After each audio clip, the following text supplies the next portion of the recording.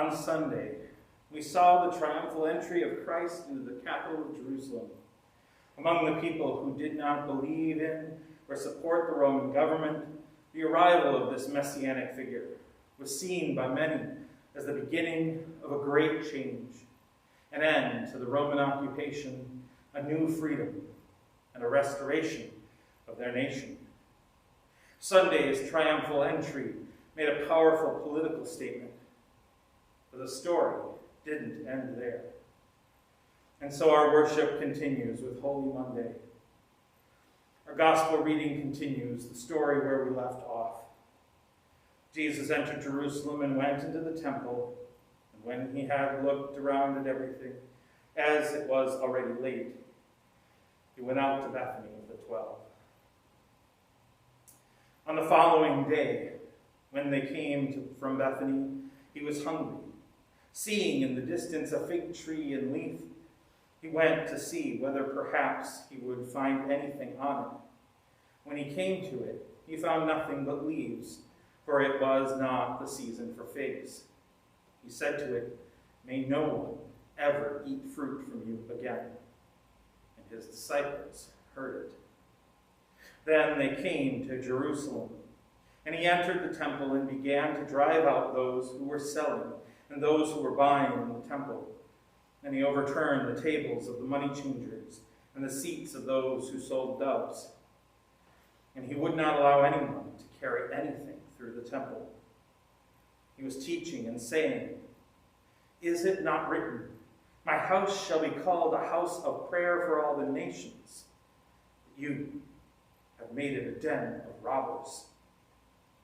And when the chief priests and the scribes heard it, they kept looking for their way to kill him, for they were afraid of him, because the whole crowd was spellbound by his teaching. And when evening came, Jesus and his disciples went out of the city.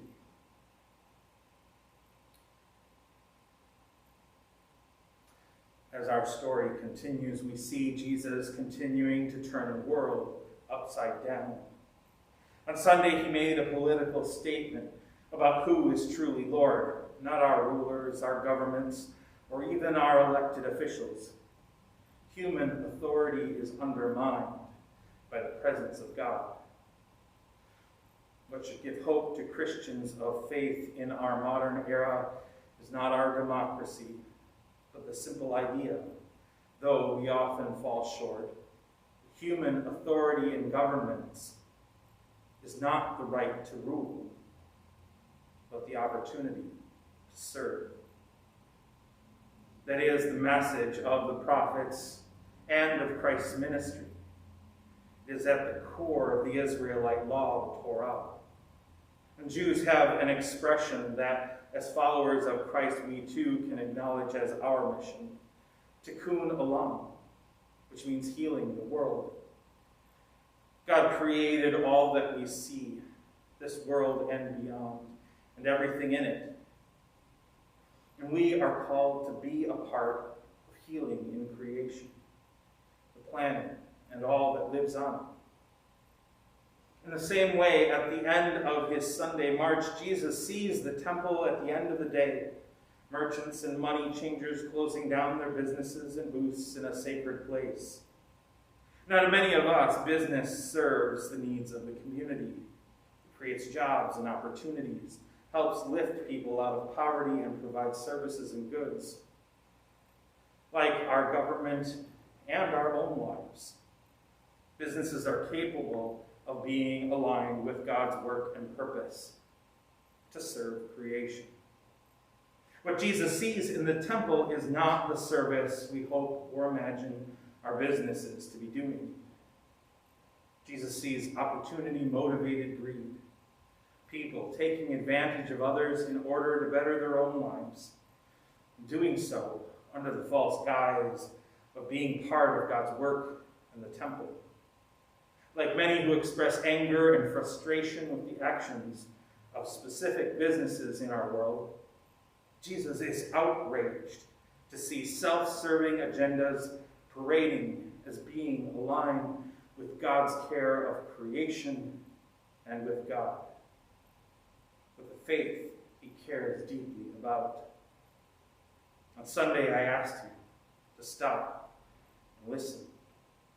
To listen for the voice of God in our world and to listen to the voices in God's creation, the voices of our neighbors who are crying out. While we continue to listen, let us open our eyes to see where those who are crying out are being injured by the work of others, or even ourselves, when we are focused on our own interests and desires. As we continue to follow Jesus through Holy Week, trusting that where he goes, we are called to follow. Amen. I invite you to join us tomorrow as we continue to follow Jesus through Holy Week.